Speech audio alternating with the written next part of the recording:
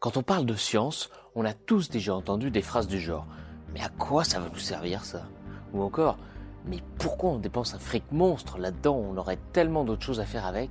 Et il vous est peut-être même déjà arrivé de les prononcer vous-même. Alors même si c'est vrai, il n'est toujours pas évident de comprendre en quoi la construction d'un accélérateur de particules à plusieurs milliards d'euros, l'invention de nombres imaginaires mathématiques qui n'existent même pas, ou encore la création de ciseaux génétiques CRISPR-Cas9 peuvent bien apporter à l'humanité, si ce n'est le simple fait de savoir que cela existe. Et pourtant, les retombées de ces découvertes de prime abord extrêmement compliquées et fortement inutiles, sont partout.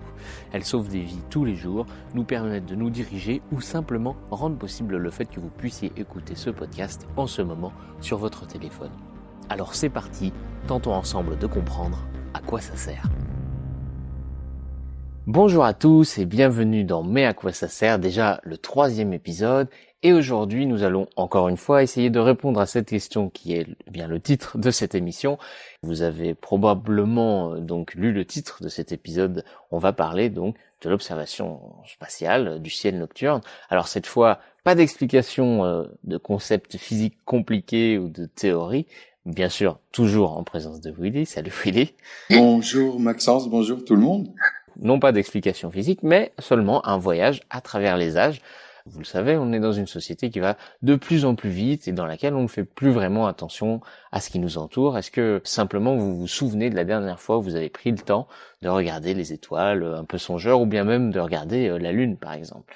Et quand on fait ça, souvent, on a toujours quelqu'un autour qui va nous dire « ça y est, il est encore parti dans les étoiles » ou « ça y est, qu'est-ce qu'il fait ?» C'est presque devenu un petit peu péjoratif, c'est perçu comme lunaire, rêveur, etc. Et on est d'ailleurs tenté de se demander à quoi ça peut bien servir, effectivement, de dépenser autant d'argent dans la construction de télescopes géants ou de lancement de satellites d'observation comme Hubble, par exemple, qui sont des programmes à plusieurs milliards d'euros. Alors avec Woody, nous allons tenter de vous expliquer les conséquences et les bienfaits de l'observation spatiale, puisque si vous avez déjà eu la chance d'observer le ciel nocturne à travers un télescope, ou les anneaux de Saturne, ou la nébuleuse d'Orion par exemple, vous avez sans doute ressenti ce sentiment d'infini et d'admiration face à toutes ces choses qui nous dépassent. Pour exemple, également, plus concret, vous avez sans doute déjà vu les photos qui nous ont été rapportés du satellite Hubble, et vous vous êtes sans doute émerveillé de la beauté du cosmos. Alors, cela paraît un peu philosophique, on va revenir au concret un petit peu, mais tout simplement pour vous dire que, concrètement, à part se dire « waouh, c'est beau », c'est déjà se faire prendre conscience que l'espace, c'est quelque chose qui est naturellement fascinant, de manière universelle et dans l'histoire de l'humanité, simplement. Pour rappel, les premières cartes connues représentant les étoiles et non la Terre datent de 16 500 ans avant Jésus-Christ et ont été trouvées par exemple sur les murs de grottes de Lascaux qui montrent le ciel nocturne, incluant plusieurs étoiles très brillantes dans le ciel à l'époque, Vega, Deneb et Altaïr. C'est donc vous dire le rapport étroit que nous entretenons avec le ciel et dont tu parles, Willy, effectivement, à plusieurs reprises dans Poussière d'étoiles. Oui, c'est vrai, en réalité, l'observation du ciel, c'est fascinant. C'est fascinant et c'est effrayant aussi. De toute façon, sans doute, au début de l'humanité, il y avait la nuit, cette espèce de ciel étoilé, très profond, très inquiétant, très très beau dans une certaine mesure. Mais à ce moment-là, au début de la conscience, l'homme avait quand même un peu peur de beaucoup de choses. Mais au tout début, c'est vrai que ils avaient tellement peur de se demander mais qu'est-ce qu'ils faisaient là, qu'automatiquement dans le ciel, c'était tellement loin que c'était là qu'était la cause de tout, le lieu où était le mystère. Et c'est vrai que on a commencé à travers des mythes, des légendes, à imaginer, à rêver, alors soit des choses belles, soit des choses terrifiantes aussi. Donc dans le ciel, c'était le lieu du mystère, et puis des dieux, et de l'inaccessible et de l'irrationnel. Au début, on a regardé cette espèce de sphère, cette demi-sphère au-dessus de notre tête, là, et on voyait des petits points blancs, et puis tout avait l'air fixe quand même. Pas tout à fait, parce qu'il y avait quand même des trucs qui bougeaient. Il y avait le soleil qui était pas là au même endroit tout le temps, la nuit il était plus là, la lune qui arrêtait pas de se balader, mais apparemment le fond du ciel était fixe, comme ça, du jour au lendemain, tout semblait fixe, sauf, puis après on a vu des petits points qui, eux, avaient leur propre trajectoire dans le ciel. On les a appelés des astres errants, des objets errants.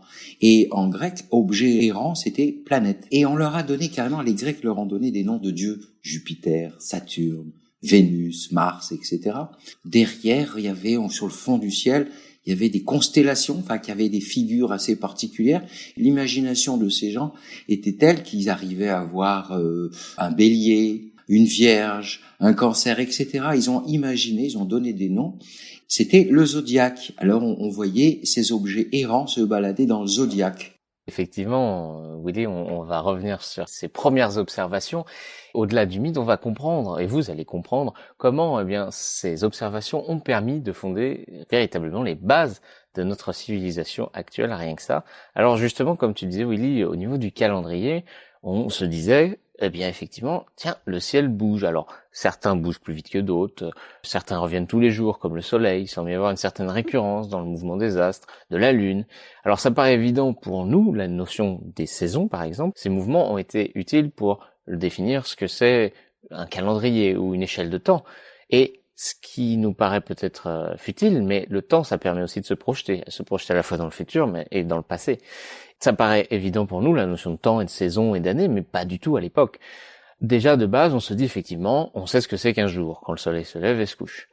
Et puis, vous vous demandez peut-être également d'où nous tenons les heures, les mois et le système de temps qu'on connaît généralement plutôt en base 60. 60 minutes, 60 secondes, 30 jours, 12 mois qui est un multiple de 60, etc. Alors que plutôt que généralement, dans notre monde moderne, on est plutôt habitué à la base 10, 25, 50, 75, 100. Cela est directement l'héritage de l'observation du ciel par d'anciennes civilisations que sont les Sumériens, donc plusieurs milliers d'années avant notre ère, et dont nous tenons toujours ce calendrier aujourd'hui. Alors, comment est-ce qu'ils ont pu faire ça? Grâce aux étoiles. Ceux-ci se disent, tiens, la Lune fait un cycle complet en à peu près 30 jours. Et puis le soleil, il a un plus haut, et puis il a un plus bas. C'est ce qu'on connaît tous avec le solstice d'été, le point le plus haut dans le ciel, ou le jour le plus long, et puis le solstice d'hiver, le jour le plus court. Et puis donc, ces cycles de solstice semblent se reproduire à peu près tous les 360 jours. Alors, c'est quand même un heureux hasard, parce que vous savez peut-être qu'un tour complet, en degrés, c'est 360 degrés. Et or, c'est quand même un heureux hasard, la Terre fait le tour complet autour du soleil en presque 360 jours, en 365 jours. Mais donc, c'était une bonne approximation. Et c'était parfait parce que 360, c'est divisible par 60, cette fameuse base avec laquelle calculaient les Sumériens. Beaucoup plus facile parce que beaucoup plus divisible avec des nombres ronds. Et donc, on s'est dit, tiens, on va diviser ce 360, le nombre de levées de soleil et de couchers de soleil avant que le cycle ne se reproduise, par 30, qui est la durée d'un cycle lunaire, avant que la Lune ne revienne à sa même phase. Et puis, on obtenait un nombre rond qui était 12. Et ce 12 a constitué nos 12 mois de l'année. Et puis après, ils les ont divisés en heures, en minutes, et puis en jours, avec ces planètes, comme tu le disais, Willy, qui, maintenant portent les noms plutôt grecs, mais qui viennent directement de là, mardi, mercredi, jeudi, vendredi, samedi, pour Mars, Vénus, Mercure, Jupiter, Saturne, qui sont à l'époque des astres qu'on a définis effectivement comme errants, qui sont les planètes du système solaire. Au-delà du calendrier, les planètes et les étoiles servent aussi à nous guider. À une époque où il n'y avait pas de téléphone, il n'y avait pas de carte, où il a fallu créer les premières cartes, heureusement, les civilisations pouvaient s'appuyer sur le ciel nocturne, puisque, comme le disait Willy, il est immuable, il ne bouge pas. Effectivement, vous pourrez vous dire, c'est vrai, le soleil se levant de l'est et se couchant à l'ouest, avec l'étoile polaire, qui nous indique le nord, on peut déjà avoir, ne serait-ce que ça, les 4 positions qui sont primordiales, nord, sud, est, ouest. Et donc, Willy, je crois que dans l'histoire, bon nombre de civilisations se sont penchées sur la création d'objets permettant de calculer leur position à partir d'objets célestes afin de se repérer dans l'espace. En fait, je voudrais rajouter une petite information supplémentaire par rapport à tout ce que tu viens de dire sur le calendrier, sur la rotation. On s'est aperçu, surtout quand l'homme au début s'est aperçu qu'il y avait des mouvements périodiques. C'est-à-dire que des trucs revenaient régulièrement. Et en revenant régulièrement, on a vu que tout tournait, les étoiles, le soleil, tout semblait tourner dans ce ciel. Même le ciel semblait tourner. Mais on s'est aperçu qu'il y avait un point qui ne tournait pas. Et ce point qui ne tournait pas, tout le reste tournait autour. Et ce point qui ne tournait pas, on l'a appelé l'étoile polaire. Pour la navigation, c'était quelque chose d'assez extraordinaire parce que grâce à ce point, quel que soit l'endroit où on se trouve sur la Terre, dans l'hémisphère nord, on sait que ce point est là et il est fixe. Sauf si on bouge. Si un bateau bouge, par exemple, il peut être plus haut dans le ciel ou plus bas dans le ciel, mais tout tourne toujours autour de ce point fixe. Et grâce à ça, on a réussi à déterminer la position de cette étoile par rapport à l'horizon. C'était la latitude. Donc ça permettait déjà de savoir où est-ce qu'on pouvait se trouver approximativement. Par rapport à la longitude, là c'était embêtant parce que on avait besoin d'horloges. Ah, c'était un défi extraordinaire, un défi industriel, un défi fabuleux pour essayer de mesurer le temps. Et pour mesurer le temps, au début, on a utilisé un pendule tout simple. Un pendule tout simple permettait de battre la seconde. Mais le problème, imaginez un pendule sur un bateau, c'était pas terrible. Il a fallu donc d'une ingéniosité de beaucoup de gens pour fabriquer des mécanismes permettant de mesurer le temps avec une grande précision. Et grâce à ces deux observations, c'est-à-dire l'étoile polaire et l'heure à laquelle on fait ces observations, eh bien, on arrive à savoir assez bien où on se trouvait sur cette planète. Effectivement, Willy, les explorateurs ont vite compris qu'il était indispensable d'avoir ce genre de connaissances afin de permettre de se repérer dans l'espace, dans la navigation, et a rendu possible, eh bien, justement, grâce à tous les siècles d'observation qui les ont précédés, de par la création assez élémentaire, tout d'abord, du bâton de Jacob, qui permettait, par exemple, de calculer l'angle entre l'horizon et puis l'astre sur lequel on se basait pour déterminer simplement sa position. Et puis, avec, comme tu l'as dit, la connaissance de l'heure, et puis de l'angle que faisait l'astre sur lequel on se basait et l'horizon grâce au sextant, qui est un autre appareil qui a été créé par la suite comme une modernisation de l'astrolabe, qui est lui-même une modernisation du bâton de Jacob, et à l'aide de tables mathématiques qui avaient été faites auparavant, ça permettait aux explorateurs de calculer, comme tu l'as dit, Willy, précisément leur longitude et leur latitude. Donc tout cela, encore une fois, grâce aux étoiles. Les siècles des grandes découvertes des explorateurs, la découverte de l'Amérique, les conquistadors, etc. Tout ça a été rendu possible grâce à l'observation du ciel. Rappelons tout simplement que pour l'instant, depuis la nuit des temps jusqu'à cette période dont on est en train de parler, tout se faisait à l'œil nu. C'est-à-dire, il n'y avait aucun grossissement, aucun télescope, rien n'était utilisé à ce moment-là. Ce qui fait que, pour l'instant, on n'en est qu'à l'œil nu. Plus tard, on parlera de la projection de notre œil à travers des télescopes et des lunettes. Et alors oui, justement, on va continuer dans toutes les conséquences bénéfiques que l'observation a eues avec l'agriculture. Et tu m'expliquais que, par exemple, les Égyptiens attendaient le lever ou le coucher d'une certaine étoile afin de commencer la période des plantations et des moissons. Voilà. En fait, ils avaient remarqué que lorsqu'une étoile très très brillante, l'étoile la plus brillante du ciel dans l'hémisphère nord, qui s'appelle Sirius et qui s'appelait avant Sotis chez les Égyptiens, cette étoile se situait dans la constellation qui était nommée à ce moment-là le Grand Chien. En latin ou en grec, c'était Canis Major. Et lorsque cette étoile dans le Grand Chien était observée à un certain moment, c'était le moment de faire les moissons.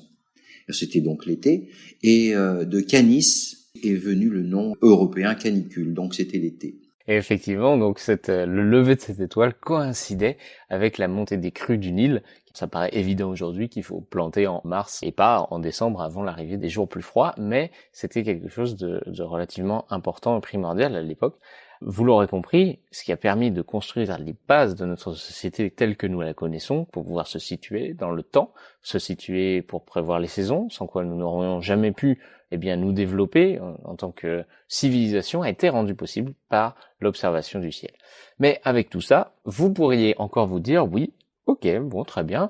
Mais bon, maintenant, on le sait tout ça. On sait ce qu'est une heure, on sait où est le nord, où est le sud. Pourquoi alors est-ce qu'on continue de développer des appareils toujours plus précis, toujours plus coûteux pour observer le ciel? Eh bien, parce qu'aujourd'hui encore, beaucoup d'applications courantes découlent des progrès en matière d'observation spatiale et nous ne manquons pas d'exemples avec Willy. George Smith, par exemple, qui a reçu le prix Nobel en 2009 de physique pour le développement d'un dispositif qui sera largement utilisé dans l'industrie, qui sont les capteurs d'images développés pour, à la base, les images astronomiques. Ils sont également appelés, vous les connaissez peut-être, les dispositifs à couplage de charge ou CCD. Et les CCD, ce sont les capteurs que vous retrouverez aujourd'hui dans tous les téléphones, dans tous les appareils photo numériques, dans vos webcams. Ce sont les capteurs qui remplacent le film argentique de l'époque. Et ce capteur a été créé à la base pour observer le ciel nocturne afin de capter les images du ciel profond qui nous venaient, qui permettaient d'obtenir des images plus sensibles à la faible lumière qui était envoyée par les étoiles très lointaines. Alors, je vais terminer en continuant avec d'autres exemples concrets. Willy, par exemple, dans le domaine de la télécommunication, c'est extrêmement important l'apport de la radioastronomie puisque elle a fourni de multiples outils, de dispositifs et de méthodes de traitement des données. Puisque, un télescope aujourd'hui ne fait pas un cliché, mais récolte des données numériques qui sont ensuite analysées par des algorithmes afin de fournir une image. De nombreuses entreprises, justement, de communication prospères ont été fondées par des radioastronomes. Par exemple, la société FedEx, le service qui permet le suivi des colis, des commandes, des lettres, directement issu d'un langage qui a été créé à la base pour les radiotélescopes. Énormément de sociétés, justement, de suivi de colis, de traitement des données, se basent sur, des langages qui ont été créés pour la radioastronomie. Les satellites, également, qui nous servent pour le GPS, qui est essentiel aujourd'hui à toute application, on l'a tous sur nos téléphones, s'appuie sur des objets astronomiques tels que des quasars ou des galaxies lointaines pour déterminer leur position précise dans l'espace. Et puis Willy, une autre avancée. Les astronomes luttent constamment pour voir des objets de plus en plus sombres et de plus en plus éloignés. Et puis en médecine, on est confronté à des problèmes un peu similaires. Voir des choses qui sont obscurcies à l'intérieur, toujours plus petites dans le corps humain. Ces deux disciplines ont besoin d'images de haute résolution, précises et détaillées. Et c'est justement l'exemple le plus notable de transfert de connaissances entre ces deux domaines de la science. Et l'une de ces techniques, la synthèse d'ouverture, tout simplement, c'est la méthode qui a par exemple été utilisée pour générer l'image d'un trou noir que vous avez sans doute vu à l'époque.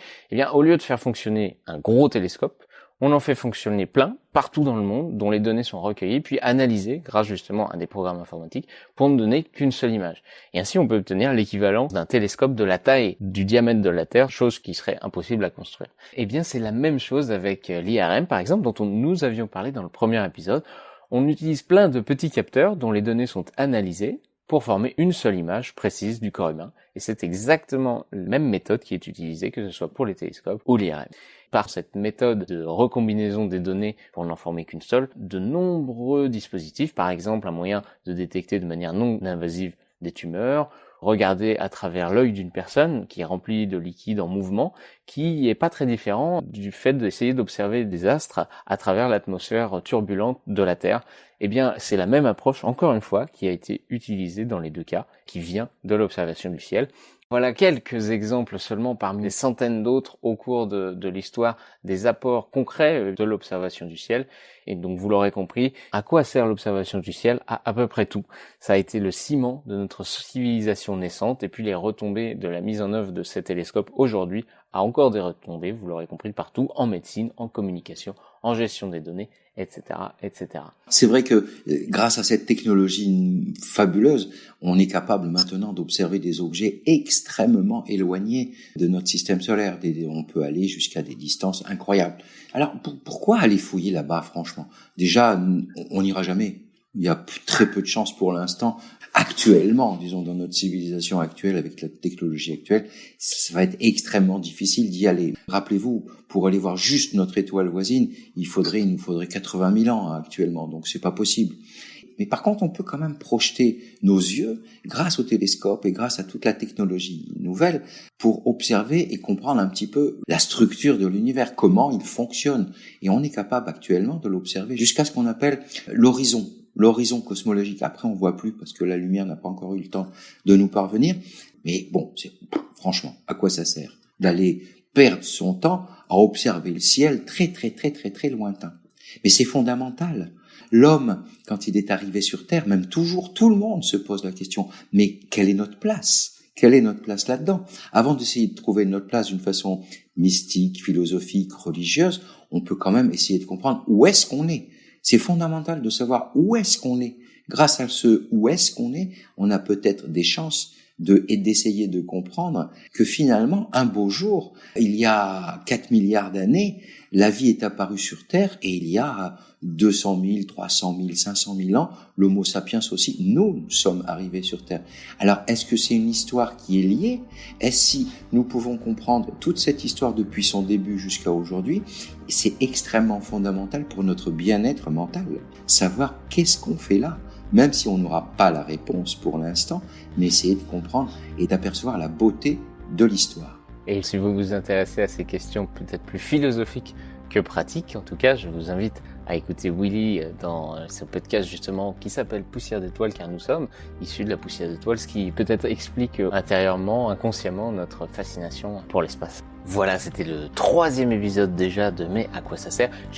On espère que ça vous a plu, que vous avez appris des choses et que peut-être vous portez un autre œil sur l'astronomie, l'observation du ciel. Merci beaucoup de l'avoir écouté et puis si ça vous a plu, laissez une note, un commentaire. En attendant, je vous dis à très bientôt pour un nouvel épisode de Mais à quoi ça sert où vous découvrirez, je l'espère, d'autres débouchés d'une autre grande théorie scientifique.